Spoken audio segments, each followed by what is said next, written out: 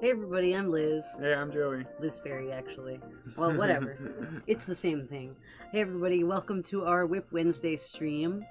We took a little hiatus from last week, and we're going to be doing that from now on. We're going to be doing a stream every other week, and then we're going to upload the highlights next week. Yeah. So anybody that misses the stream, you guys can catch it next week when I upload it. Yeah. Alright, so here's the pattern that just came out today. This is the actual one that I finished in the tutorial.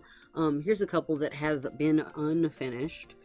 I snuck them into the thumbnail even though they're not actually finished yet. The blue one, you can tell the spots are not outlined. If you guys look at the thumbnail of the video, you can see that the spots on the blue one are not outlined. So it is actually still a WIP in the thumbnail. I just kind of wanted to have more than 3 different color eggs in the thumbnail. I wanted to have the 4th one. I actually really like how this one's coming out because it's like the tip of it is so egg looking. That is I really like a very eggy tip. Yeah, it's pretty eggy. It'll probably look better once I've glued it down onto its egg, but it's a little jumpy right now. But let's pull out that little fat baby Yoshi. It's a cute little baby Yoshi. I love these.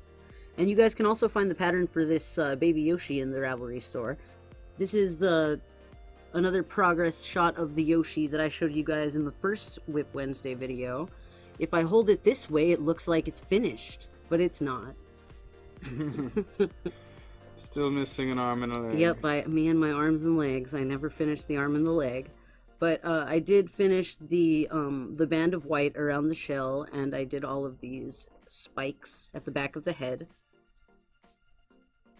Kind of makes it look like Yoshi's got some long, luxurious ginger hair. I know, right? It's cute. We're back. If you guys watched last week, there was that piece that we kept calling the tongue thing, and it has evolved slightly. Oh yeah, the tongues have joined. The tongues have become something less tongue-like. But I've been making this flower skirt for this fairy doll. I did say that I was just going to make it with just the one color, but I just really like how it breaks apart the petals. I keep wanting to call them tongues. They're not tongues. It's very oddly colored tongues. I like how it breaks apart the petals to have a different color, though. Yeah, it definitely gives it more dimension when they're layered on top of each other. Like Yeah, that. yeah. And this one I ended up only making it with 9 petals instead of 11 like the other one that I showed you guys last week. So it's only got 2 layers. It's a little bit more long though, so I just thought if it had too many layers it would be just too bulky. Yeah. It's coming along nicely. It would be good to do something for the top. And if you guys have any ideas of what you think would be good for an upper blouse for this piece, or yeah, just you guys can leave that in the ideas comments at all, if you guys want to do that. And also, if you guys are working on any WIPs of your own, you can leave that down in the comments, or you can send me a picture at one of my social medias. All of the links should be in the description. We have seen a couple already. Yeah, we've seen a couple. But I was actually able to get these to stand up on their own in my hair just using clips and bobby pins, which I was not sure if I was able to do, and I only used a few bobby pins, and my hair is pretty short too, so like it's probably something that would be really easy to do if you have longer hair. Right. But I just didn't really want to sew them down to anything. I could do that, but I just really didn't want to. I like the idea of being able to use them for multiple things. So these ones are finished, but I have a couple that I've been working on that I wanted to see how they looked in a smaller size. So here's the bunny. You guys can see that I did the same type of technique, except the ears are a little longer. And this bunny, I just used the exact same technique that I used for my basic doll tutorial, except I made the feet a little tiny bit longer. I think I did 2 rows more to lengthen the feet and 2 rows more to decrease them. Right. And there's no arm, again, because I... It's the last piece to get put on. Yeah, yeah. And the other thing that I thought was interesting was I did these color changes just to make the paws of the bunny pink instead of white. But I actually to get this design at the bottom of the feet, I just did all of the decreases in pink, and it just ended up that way. So that was kind of cool. Yeah, nice little trick. Yeah, it was a really trippy experiment that worked. So yeah, right. Yeah. And I really like how it looks. I'm going to do some stitching on the toes to make them look like 3 different toes on the hands and the feet. I used the same technique for this little thing. I just wanted to see if I could make a applique of a bunny just using that same exact technique. And I did. So basically I just did the front of the ear and not the back. And then I did a couple of rows of single crochet to join them together, and then I just went back and forth and back and forth. Then once I got about halfway down, I started to decrease until I got to the tip. Then I did some stitches of pink. I haven't done any eyes on it or anything. I just wanted to see if I could make it into a 2D shape. Let me show you the ears first, because these are the same ears that I did for the bunny, except I made them, I think I made these a little bit longer, potentially. I don't remember if they were longer or not. I thought I started these with 6. I think I started this one with a chain of 6, and I started this one with a chain of 8, but they kind of look almost exactly the same, except the pink part, I think, is a little longer on this one. So it's pretty much the same. Oh yeah, and actually I think I left the front loops open on this one, which I didn't do for any of my other ones. I just forgot to do that, but yeah, I guess you could do that if you wanted to, just to leave that little line there. It looks really clean though with that. But anyway, this is definitely not finished because the back is bobby pinned together. The backs of the ears are not sewn together or anything, and actually this is just the tails of each ear that I need to use to sew this together. I just wanted to see if it would work, so I kind of just bobby pinned them together just to like hold them and see if I could do something like that, because that's what I wanted to do eventually with this, but I just wasn't sure if it would even work. So I just made the ears and then did that real quick just to see. But it seems like it works, and it looks pretty cute. Yeah, I really like how it looks on her head. I wonder what it would look like if she had hair. So that's actually going to be, eventually that's going to be a rose quartz dress. I'm probably going to actually frog it and start it over again, but this is the basic technique, and I just wanted to show you guys what I've got so far. But it's kind of like a corset right now, and that's why I think I'm going to frog it and redo it, because it's way, way, way too skinny to work as a rose quartz dress. I just didn't increase enough, but I really like the way that it petals out at the front and the back, which is what I'm trying to go for. But it needs to flare out a little bit more so that it can look more like a dress and less like a super tight corset. Yeah, right. Because that's the problem. Let me show you guys what the dress kind of looks like. This is just my prototype, so it's going to look a little different than this, but here is my rose quartz that I've made so far. The thing that I'm trying to fix in this version is you can kind of see there's a lot of bunching happening on the sides here, which I was able to mostly eliminate in this version. I just wasn't able to flare it out as much as I would like to.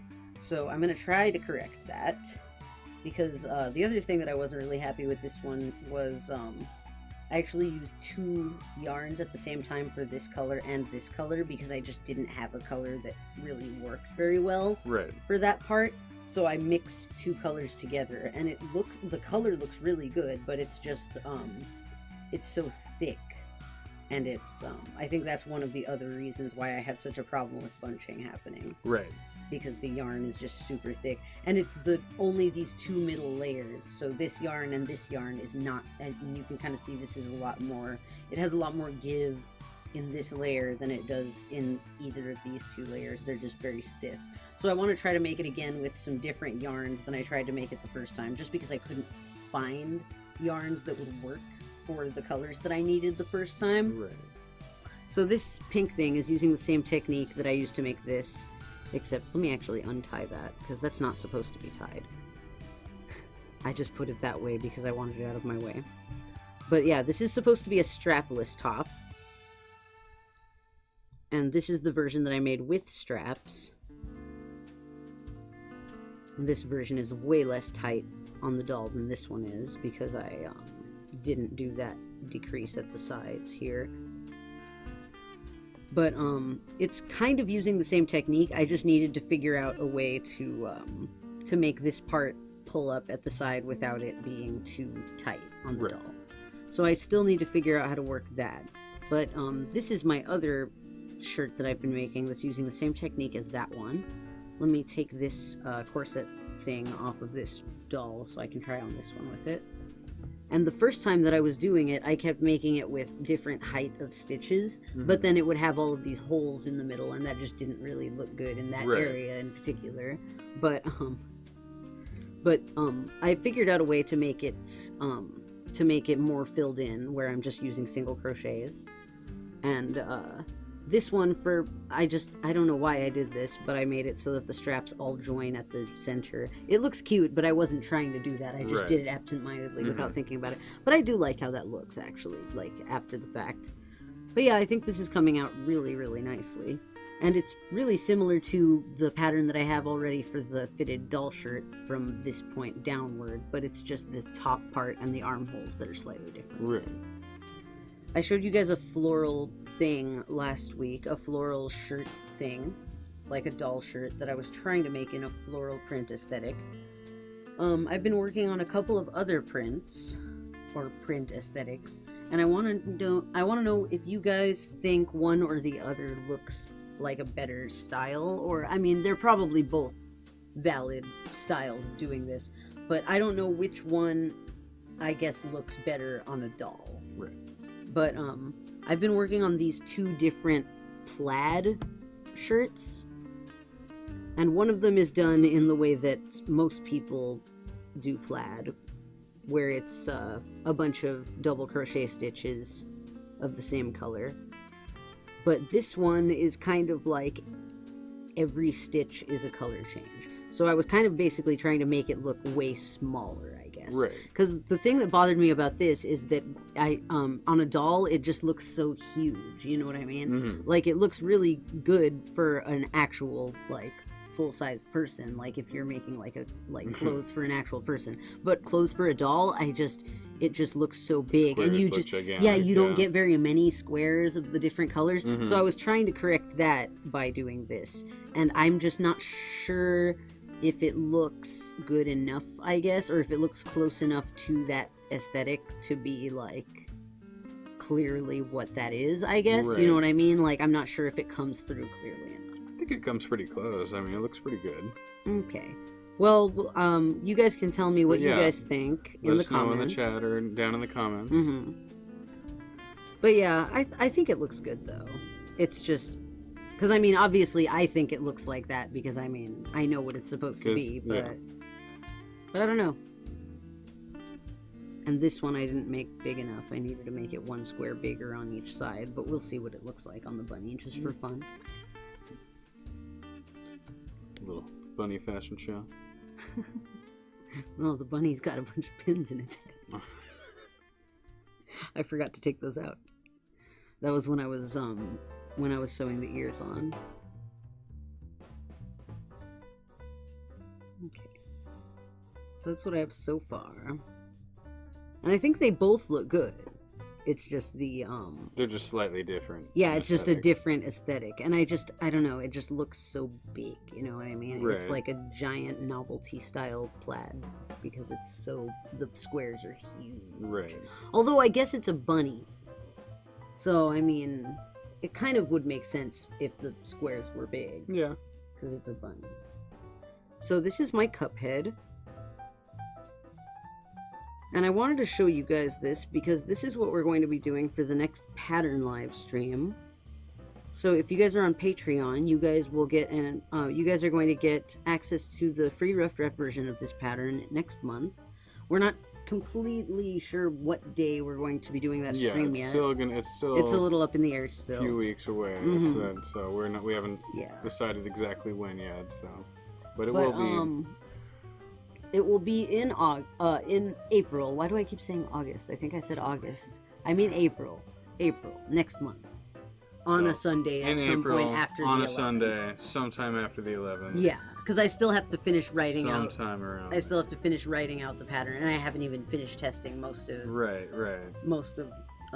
Well, not most of it. I guess I finished testing. Well, I guess I haven't finished testing it because I haven't written it. But still, this is like I just haven't finished the prototyping first it prototype iteration. This is the first prototype that I have made. Yeah, I'm gonna make Mugman so that I can actually write it out. Right. But if you guys are interested in that, then you should sign up for Patreon, because then you'll be able to get access to the rough draft version of this tutorial when it comes out in April.